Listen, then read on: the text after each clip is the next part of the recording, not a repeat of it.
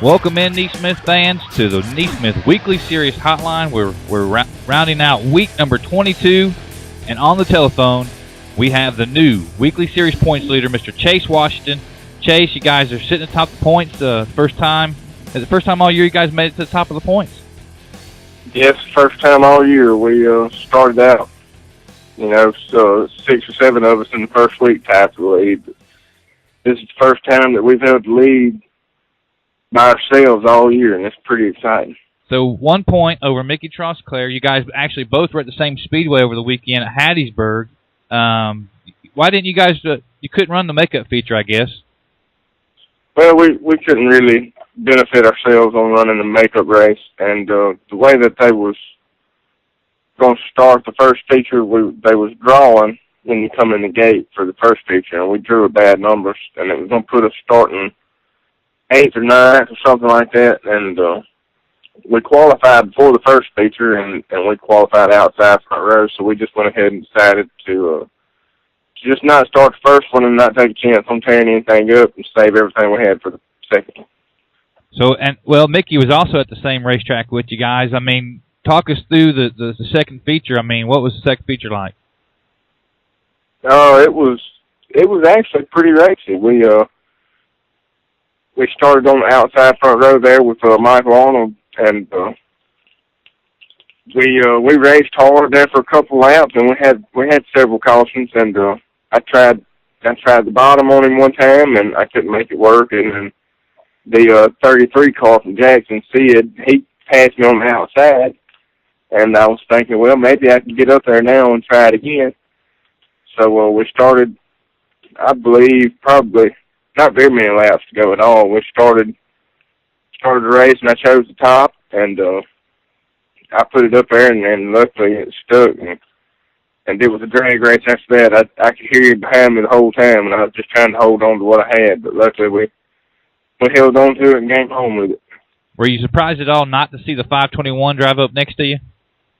Yeah, I was. I don't have a clue what was wrong with him. We didn't get to talk after the races and everything, but he's gonna have everything back ready to go next week. He's gonna be a threat when he pulls into the racetrack. So. Well, then you guys looks like you guys went over to Why Not and picked you up a 5th place in that race. What was going on there at Why Not? That's just we got there and we've struggled all year at Why Not. We've run second a couple times to Jimbo and McCree, and we've run some thirds and some fourths.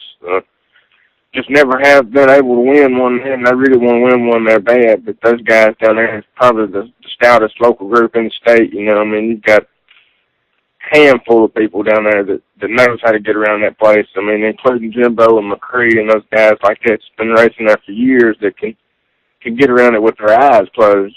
So it's hard to win down there, and we really wanted to, but we unloaded, and we was going to try some different things, thinking maybe we could get better, but they didn't seem to work out quite like we wanted them to, so we came home to you. And look, I'm looking at the finishing orders, and I see who finished 3rd, Ronnie Lee Hollingsworth. I guess he's getting ready for the NeSmith Touring Series there. Why not? Right, yeah, he was pretty good. We started, I believe he won the second D-Main, and we started right there together, and we passed a couple cars right there together. I was following him and just trying to watch what he done, learn a few things. He's pretty good at late model racing, and so I stayed right there behind him and see if I could learn some things about how to get around that racetrack and how his car was reacting to different things he'd done, and just trying to learn some stuff. We got our points and everything's Friday, so we was just trying some things, thinking maybe we could get a little bit faster there.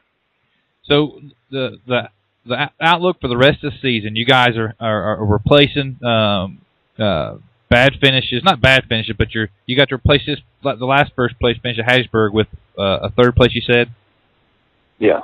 So you guys, how many more races do you have to replace, do you think, to maybe win this thing?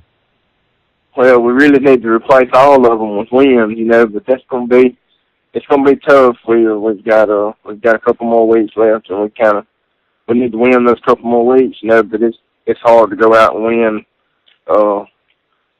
5 or 6 times in a row, 5 or 6 weeks in a row. But we just got to make sure that everything stays in tip-top shape, and we stay on top of the car and keep a good maintenance program up, and just not have any DNFs. That's one thing we're really worried about. Can't have any DNFs. You know, we've got to stay on the racetrack and able to win, and that's one thing we're kind of keeping an eye on, is just staying on the racetrack. That's all we're really worried about at this time.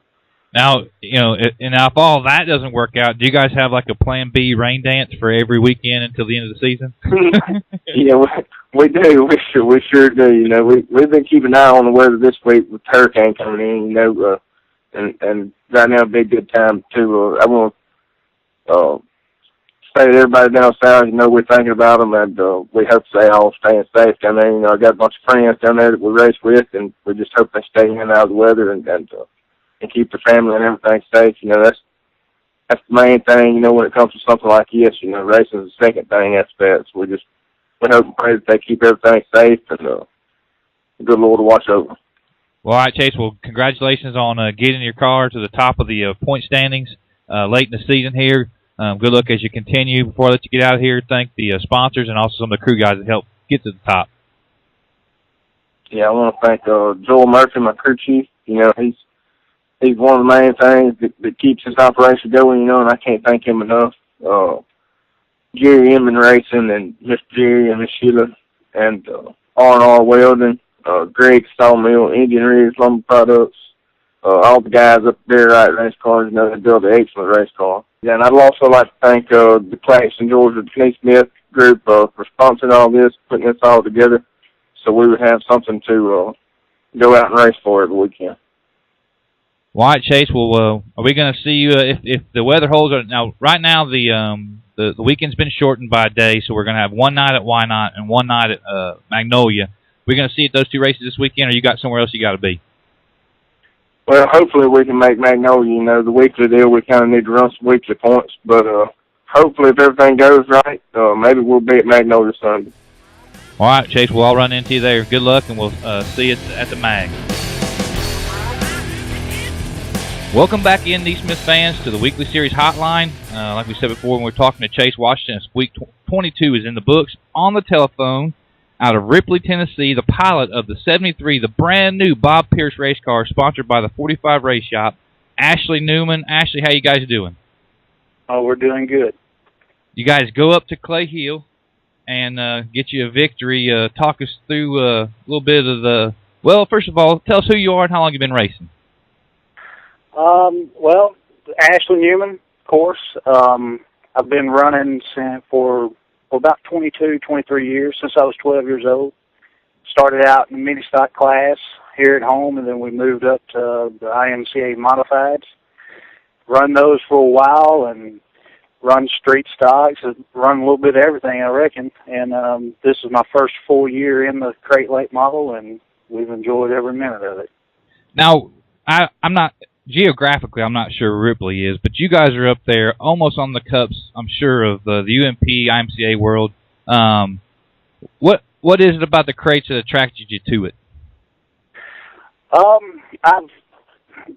To me, you know, moving up past the modifieds, naturally it would be jumping over into the late model stuff. And the crates, heck, they've been around, well, they've really been around in my area for couple of seasons now, 2, 3, 4, and I had the opportunity last year, midway through the season, to get into one, and naturally I jumped on it, and want to see where that leads from there. Now, I guess the opinion in the past has not been the greatest of the crates up that way. It's gradually changing, it sounds like, in a lot of people's minds up there. Yeah, it's hurt the modified class, you know, and that's what we were in for so many years, and so naturally, it's a more affordable type racing. The cars probably looking at pretty well the same kind of money, maybe a little bit more, but the engines and the rules package that NeSmith has put in place for us, you just go buy your motor, and you pretty well don't have to worry about it after that. And we've been really impressed on how tough these motors are, and the durability of them. And no doubt. So you guys race up there at Clay Hill, and you have to contend with the likes of Kyle Bear, which is the track champion up there. You got Gleason up there, Wagner, Ronnie Cooper, several names up there, Tate Davenport. So is the competition as strong as you thought it would be, or has the competition impressed you? I knew the competition was going to be pretty stout. Clay Hill's been well known for having some of the quickest race cars and drivers. It really didn't surprise me a whole lot. You jumped into the deal, you know, and I've watched Tate and I watched Gleason.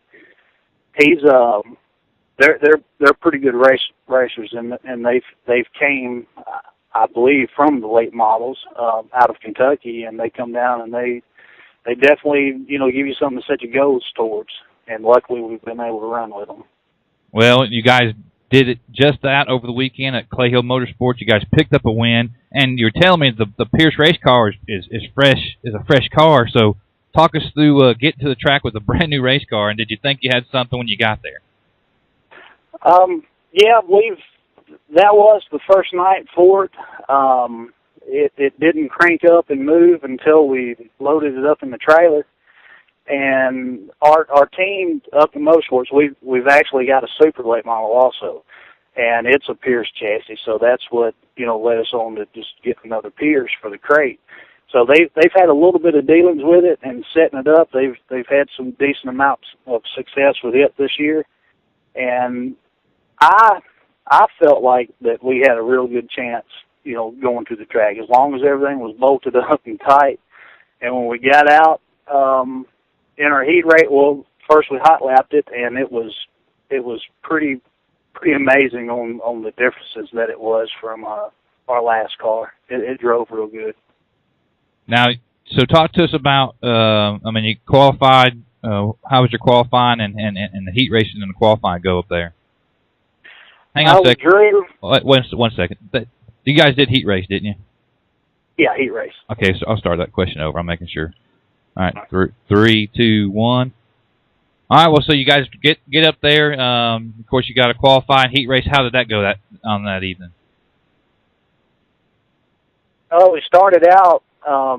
We drew, or we started, I think, second row inside in the heat race, and we took off. Car fired off pretty well. I overdrove the car the first several laps and fell back into third. And I gathered it up and just started letting the car roll through the turns, and we picked up a lot of speed and gained on them.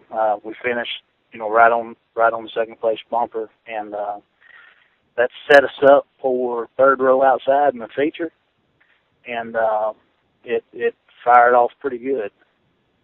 Now, so in the feature, you didn't start front. Who was up front in the feature? Rex Berry. He was on the pole. No, Tate was on the pole. Tate was on the pole, and Rex Berry was on the outside of him.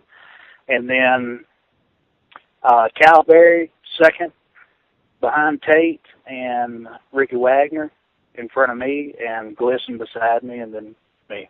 So you guys, so the green flag drops, and talk to us about roping these guys in, and we just got done saying what you have a lot of respect for each one of these drivers. So what was it like to rope every one of them in to get to the victory? Well, we picked a good night to win on a fresh car. We had pretty well, some pretty tough ones in front of us, and we after the heat race we came in and we planned to run the bottom because the track is just notoriously for running the bottom. We made some changes to the car, and I never got a chance to get down on the bottom. When we fired off and we rolled into turn one, car took such a set, and naturally everybody else jockeying for the bottom. We stayed up top and run around 2 or 3 laps. I finally got past Rex and Calberry. By that time, Tate had stretched out a pretty decent lead. He was probably half straightaway or so, and he fired off really well, and he was running on the bottom, and initially I thought, man, we need a caution because, my car feels really nice up top. I'd like to get bunched back up, and we never got the caution, and we had got into a little bit of lap traffic here and there, and Tate, I think maybe his car went away just a little bit running on the bottom, and he kept on pulling out. He had us about a straightaway at one point, and I got more comfortable with the car and found that we could just roll it in and not let up off the throttle very much, and we just kept counting the laps down, and finally caught up to him and was able to get by him. Well, congratulations on the big victory. Way to break! I mean, there's no better way to break in a new car than to drape a checker flag over it, is there? It was a pleasant surprise. We couldn't have asked for it to be no better. And first night out, and that's the most nervous night. Same way with putting a new motor in. You know, gosh, I hope it holds together, and it pulled through, and we're looking for pretty good things out of the car. Well, that's right. That marks your second NeSmith victory. We talked earlier, and you said that you had a one victory outside of NeSmith. 12 top fives in the NeSmith series. Add 6 more top fives, top 10, top fives outside of NeSmith. You guys had a pretty good season. What's on tap? I know the season's winding down. Are you looking to run maybe a little more of our points races next year for the weekly series, or are you going to try to catch some of our touring races? I don't. We really like running the touring stuff, and you know, the ones that come close to us, we definitely try to hit them. Maybe we can get a little bit more of those next year. Naturally, we'll be looking forward to running the weekly point stuff. I've got 2 tracks up here that we can go and run. With the Super, it kind of splits us up on where we go. We try to go race together, so sometimes it may pull us away from the points racing, but we're definitely looking forward to that. And maybe if everything lines up good for us, we might chase a little points next year.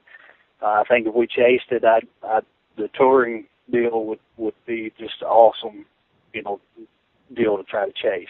What would be the chances that y'all might try a 525 in our upcoming 525 series?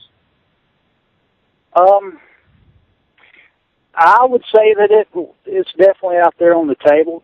We'd really have to see what tracks are going to accept it, and if it would be feasible for us to go out and travel to those tracks weekly. I think it would be a real good deal, and the way that the motors seem to be running, we can also hit us some separate shows and probably run with some of the open stuff. That's right. All right. That's right. Well, Ashley, before we let you get out of here, kind of a tradition here, we like to get everybody to thank their sponsors and talk about and thank their. Hang on one second, start it over. I'll go back and edit this. All right, Ashley, thank you for joining us here on the NeSmith Weekly Series Hotline. Before I let you get out of here, I want you to thank your sponsors and thank some of them crew members to help you get that victory over the weekend.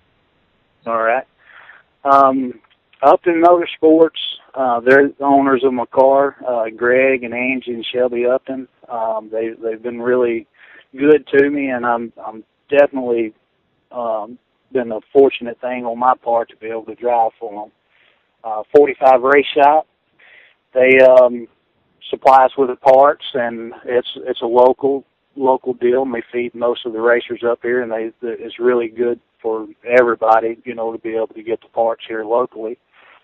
Best One Tire Service, they've been with us the whole time. They're out of Jackson, Tennessee. They really treat us nice, and we'd like to run good for them. Greg Sawmill, Indian Ridge Lumber, Ace Sign Co., Full Force Creations, and Chris and Justin over at RE Technologies, and of course now Bob Pierce Racing.